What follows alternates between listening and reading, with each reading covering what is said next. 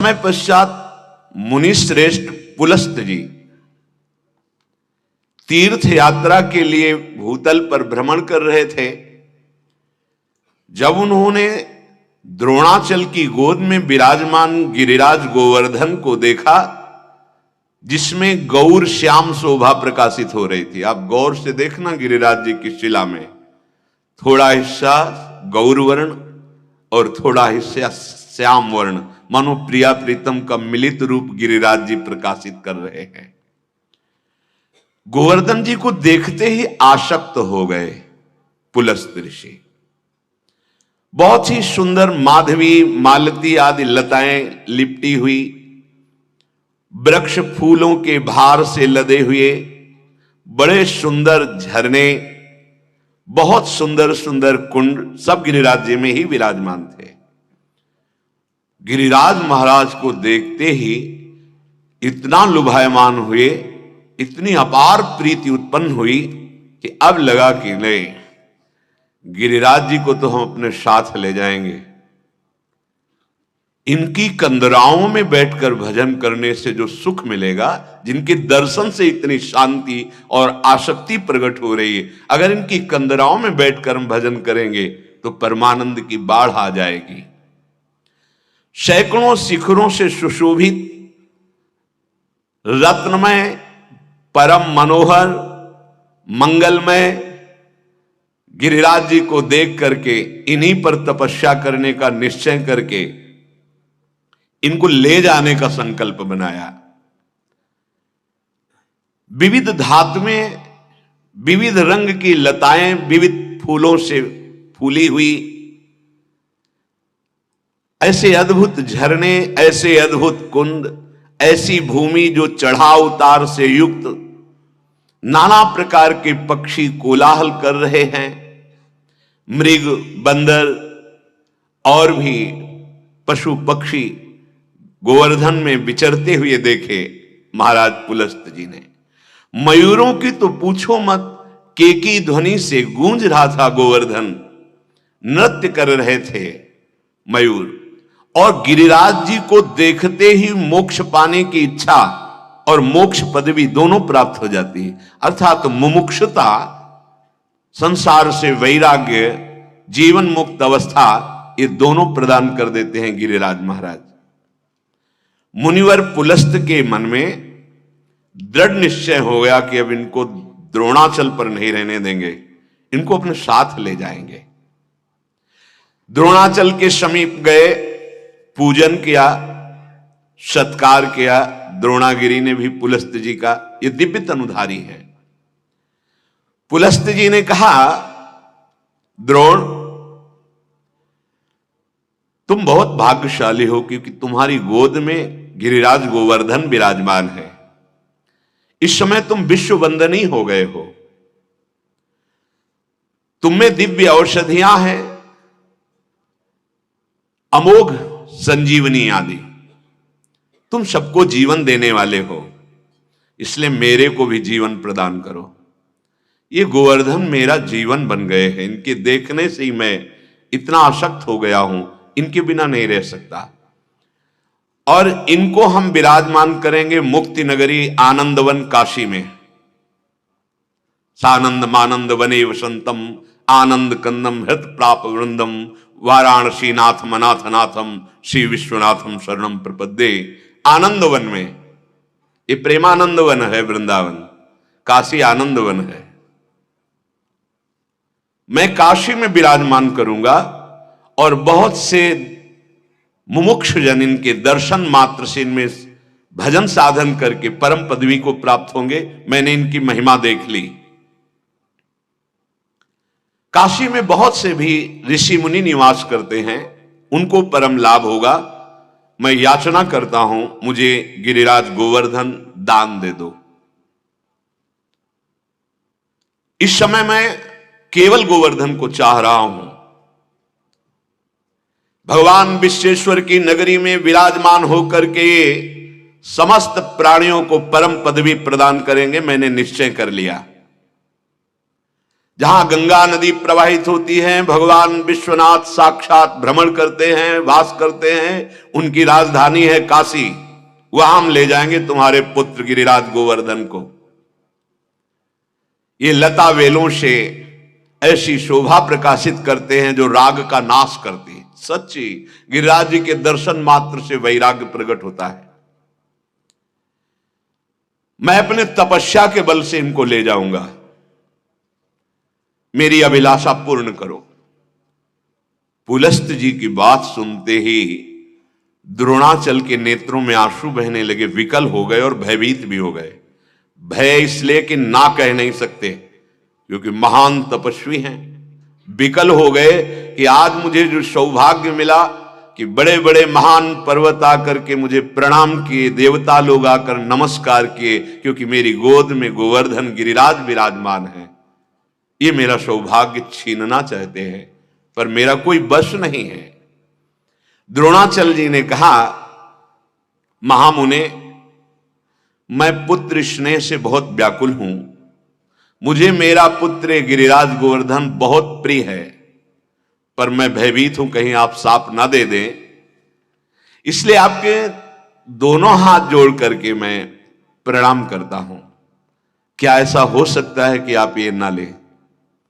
पुलस्त जी ने कहा, इस समय मेरे एक ही संकल्प बन रहा है, मुझे गिरिराज गोवर्धन चाहिए। जानते हो इसमें आंतरिक कितनी प्रबल इच्छा क्यों प्रकट हुई? क्योंकि भगवान श्री कृष्णचंद्र जी इन्हें अपने ब्रज में लाना चाहते। ये भगवान की नित्य लीला स्थली है।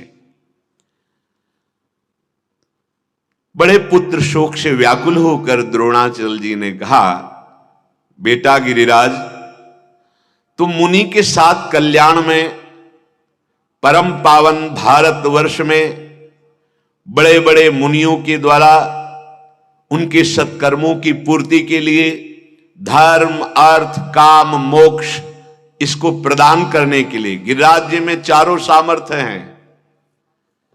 अगर आप धन की कामना से उनकी आराधना करें तो धन दे देंगे, कामना की पूर्ति के लिए तो कामना की पूर्ति हो जाएगी, धर्म पूर्ति के लिए तो धर्म की पूर्ति, मोक्ष पूर्ति के लिए तो मोक्ष पूर्ति, और प्रेम प्राप्ति के लिए तो प्रेम। सर्व समर्थ गिरिराज जी महाराज है।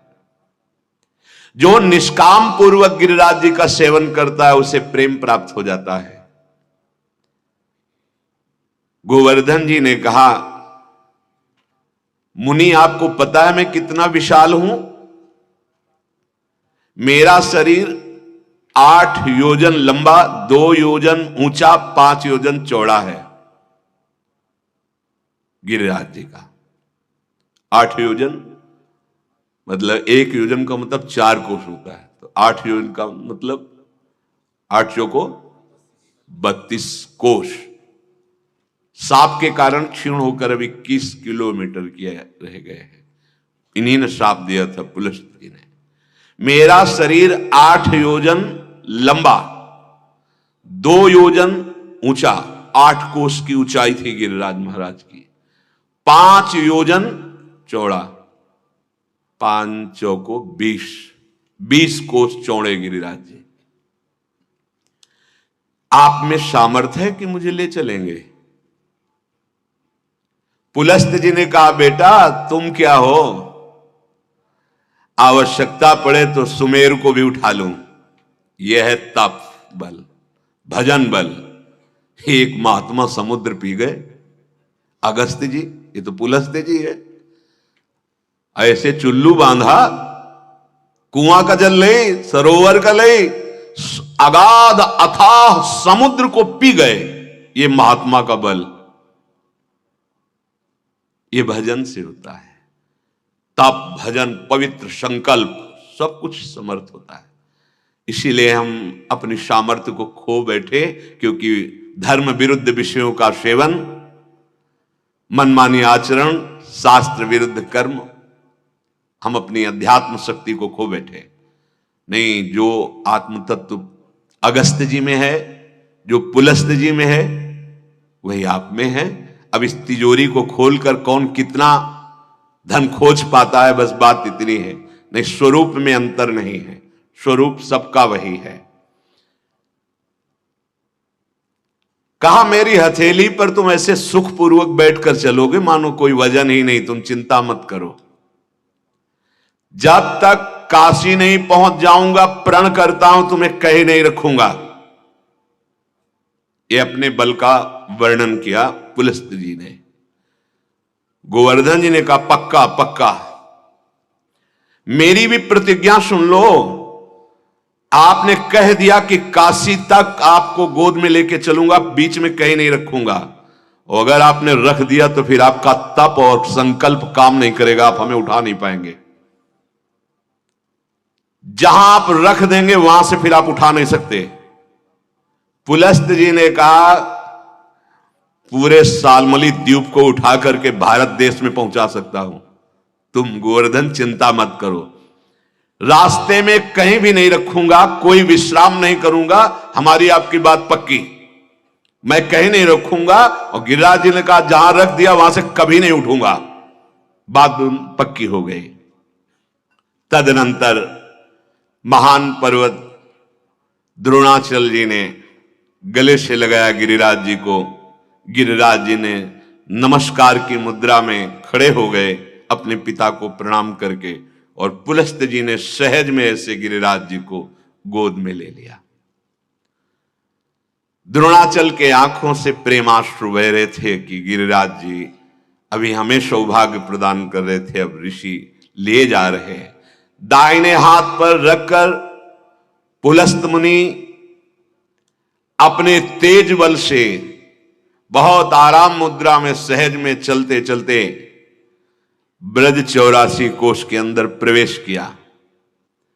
गोवर्धन गिरिराज जी ने सोचा मेरा तो घर आ गया, और ये महात्मा बड़े तपस्वी हैं, बड़े तेजस्वी हैं, अब मुझे अपने घर में रुकना है, मुझे जाना नहीं, क्योंकि मैं समझ रहा हूं मेरे प्रभु श्री कृष्णचंद्र जी अपने ग्वाल बाल सखाओं के साथ मेरे में खेलेंगे, मेरे ही समीप दान लीला मान लीला आदि बड़ी पावन प्रेममयी लीलाएं प्रभु करेंगे। मुझे अन्यत्र नहीं जाना, ब्रजभूमि से एक कदम बाहर नहीं जाना। इसलिए निषेध किया गया है गिरिराज जी की शिला को कोई भी कभी भूल से भी उठाकर ब्रज से बाहर न ले जाए, नहीं तो भारी अपराध लगता है। प्रायः लोग ऐसी गलती कर देते हैं कि हम अपनी सेवा में विराजमान करने के लिए गिरिराज जी को बाहर नहीं, ब्रज 84 कोष के अंतर्गत ही, बाहर नहीं ले जा सकते आप। अगर ले गए हो तो अपराध मोचन के लिए तत्काल गिरिराज जी में आके पधरा दो और क्षमा मांगो और परिक्रमा करो, प्रणाम करो। आपके लिए मंगलकारी नहीं होगा गिरिराज जी को यहां से ले जाना। इस ब्रजभूमि को मैं कभी नहीं छोड़ूंगा। श्री प्रियाजू और श्री लालजू मेरी तलहटी में खेलेंगे, मेरे ऊपर खेलेंगे, यह सौभाग्य मुझे मिलेगा। मैं उत्तम दर्शन करूंगा दोनों का, राधा कृष्ण का। नहीं नहीं, मैं ब्रजभूमि से अब बाहर नहीं जा सकता। मन ही मन ऐसा दृढ़ निश्चय कर अपना असली भार बढ़ाना शुरू किया गिरिराज जी ने। गिरिराज जी चाहते थे कि हमें उठा लो और ब्रज तक ले चलो, फिर हम दिखाएं तो हम हैं क्या। इतना भार बढ़ा कि एक कदम चलना मुनि के लिए दुर्लभ हो गया। बार बार याद करते हैं कि मेरी प्रतिज्ञा थी कि अगर मैं बीच में रख दिया तो गिरिराज की प्रतिज्ञा थी कि उठा नहीं, मुझे तो काशी तक ले जाना, रखना नहीं। रख दिया तो गिरिराज जी ने कहा था कि उठा। एक कदम चलना भारी पड़ रहा है, और इतनी जोर की लघुशंका का वेग आया कि अब तो रखना ही पड़ेगा। अब गिरिराज जी लिए लघुशंका थोड़ी होगी, दो बातें एक साथ हुई। भारी लघुशंका का वेग और गिरिराज जी अपने असली जो सामर्थ्य है वो भारी वजन, भारी भार से पीड़ित तो लघुशंका बस छूटने ही वाली है। अब तो ऋषि हैं, अब ऐसे थोड़ी को कोई ग्रामीण हो कि ऐसे खड़े खड़े लघुशंका। एक लघुशंका की पद्धति है, ये जो जैसे खड़े खड़े वो सब चिट्ठी पढ़ते हैं अपवित्र, उनको ज्ञान ही नहीं है। उसी हाथ से लघुशंका का क्षेत्र स्पर्श करते हैं उसी हाथ। हाँ, पहले बहुत सावधानी पूर्वक, यदि आपकी गांठें दर्द करती हैं तो खड़े होने वाली लघु शंका के आजकल सुविधाएं, उसको बहुत और पवित्र अंग करते हुए, हाथ पवित्र करते हुए, कुल्ला करके, आचमन करके, ऐसे ऐसे थोड़ी कि ऐसे पशुवत लघु शंका के और चल दिए। प्रायः अब इन पवित्रताओं का ध्यान ही नहीं रखा जाता, इसलिए बुद्धि भ्रष्ट होती चली जाती। शौचाचार बुद्धि को पवित्र करता है। अब ऋषि ने विचार किया कि ये तो एक क्षण भी हम नहीं रह सकते लघु शंका के बिना।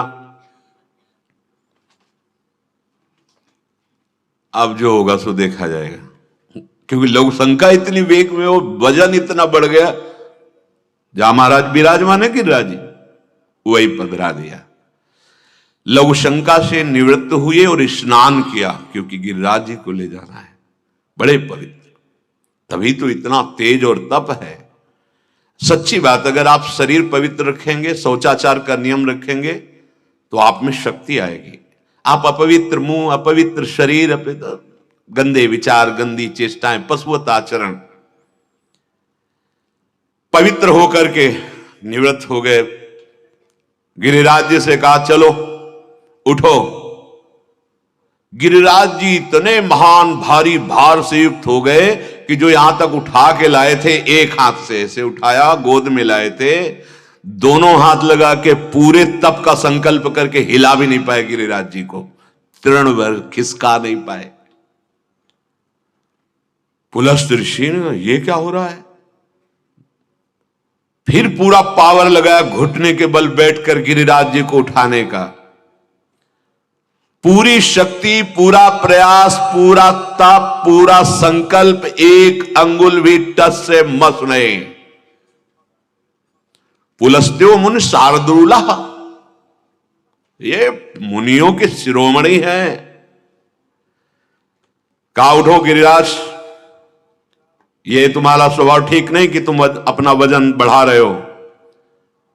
माना कि तुमने शर्त की थी, लेकिन तुम्हारी शर्त से हमारी प्रतिज्ञा श्रेष्ठ है। मैं तुम्हें काशी ले चलूंगा, मेरा अभिप्राय जानते हो। क्रोधित होकर बोले, मेरी गोद में सहज में उठो। गिरिराज जी ने कहा, आप क्रोधित मत होइए, आपने वादा किया था कि काशी के सिवा बीच में कहीं रखेंगे नहीं, और हमारी शर्त हुई थी जहां रख दोगे वहां से मैं उठूंगा नहीं। तो आप अपनी प्रतिज्ञा तोड़ दिए हैं, मैं अपनी प्रतिज्ञा में हूं। मुनि श्रेष्ठ पुलस्त क्रोध से कांप उठे, ओठ फड़कने लगे। फिर एक बार जबरदस्ती प्रयास किया गिरिराज गोवर्धन को उठाने का, असफल हुए। तब कहा है गिरिराज, तुम्हारी आज्ञा का पालन नहीं कर रहे हो, तुम्हारे अंदर मैं ढिठाई देख रहा हूं, मेरे मनोरथ को पूर्ण नहीं होने दे रहे, इसलिए मैं शाप देता हूं तुम्हें। तुम प्रतिदिन तिल तिल भर क्षीण होते जाओगे। गिरिराज जी ने कहा स्वीकार है, जाऊंगा नहीं। मतलब ये ब्रज क्षेत्र ऐसा है कि सांप भी मिले तो भी नहीं छोड़ना है। बहुत दुर्लभ है ब्रजवास। आप अमेरिका जाइए कोई परेशानी नहीं, विदेश जाइए कोई परेशानी घर वालों को नहीं होगी, लेकिन ब्रजवास तो कितने ऐसे जनों ने आके बताया कि हमारे घर वाले कहते हैं मर जाएंगे अगर आप ब्रज गए, वृंदावन वास किए, तो मैं भाई 21 पीढ़ियां तर जाएंगी। अगर कोई ऐसा सौभाग्यशाली, सबके अंदर थोड़ी भाव बन पाता है, कह दे सब ब्रज में वास कर लें, किसकी सामर्थ है? सब भजन कर ले, किसकी सामर्थ है? सब जीवन मुक्त हो जाएंगे, सृष्टि कैसे चलेगी? अरे एक विकार को तो संभाल के दिखा, जीवन मुक्त होना तो बहुत बड़ी बात रही। अरे 1 घंटे किसी एक मंत्र, एक नाम में मन को लगा के दिखा, प्रेमावस्था तो बात बहुत दूर की रही। ब्रज 84 कोष में बड़े भाग्यशाली, पूरी सृष्टि में इतने लोग हैं, अंगुली में गिन सकते हो। एक हाथ की जितने दीमक है ना, दीमक, अनंत जीव ऐसे भरे पड़े हैं। उनमें से कितने मनुष्य हैं, मनुष्यों में से कितने ऐसे प्रांत हैं जो ब्रजधाम, वृंदावन धाम जीवन में न सुन पाएंगे और न बोल पाएंगे। फिर यहां वास मानो बाजी जीत गए, लाडली लाल ने हमें ब्रजवासी बनाया, वृंदावनवासी बनाया। अगर अपराध न बने तो वास मात्र से भगवत प्राप्ति हो जाएगी। वृंदावन ही प्रभाव सुनो, अपनो ही गुण देत, जैसे बालक मलिन को मात गोद भर लेत। रोज आप वृंदावन की महिमा सुनते हैं, वास मात्र से भगवत प्राप्ति। पर अपराध ना बने इसलिए बताया गया ऐसी पद्धति से रहो, नहीं तो अपराध बन जाएंगे। पुलस्त्य जी ने साप दे दिया, एक एक तिल रोज घटोगे। यद्यपि गिरिराज जी का स्वरूप 8 योजन लंबा, 2 योजन ऊंचा, 5 योजन चौड़ा। अब आप दर्शन कीजिए, तब से अब तक गिरिराज जी रोज घट रहे हैं। नाराज होकर पुलस्त्य जी चले गए। उसी दिन से गिरिराज गोवर्धन ऋषि का शाप स्वीकार करके तिल तिल भर रोज कम होते जा रहे हैं। जब तक भूतल पर भागीरथी गंगा और प्रभु गोवर्धन गिरिराज विराजमान है, तब तक जीवों का कल्याण होता ही रहेगा। ऐसे महात्मा प्रकट होते रहेंगे, ऐसे भक्त प्रकट होते रहेंगे जो भगवत प्राप्ति करेंगे और दूसरों को भी भगवत प्राप्ति का बल प्रदान करेंगे।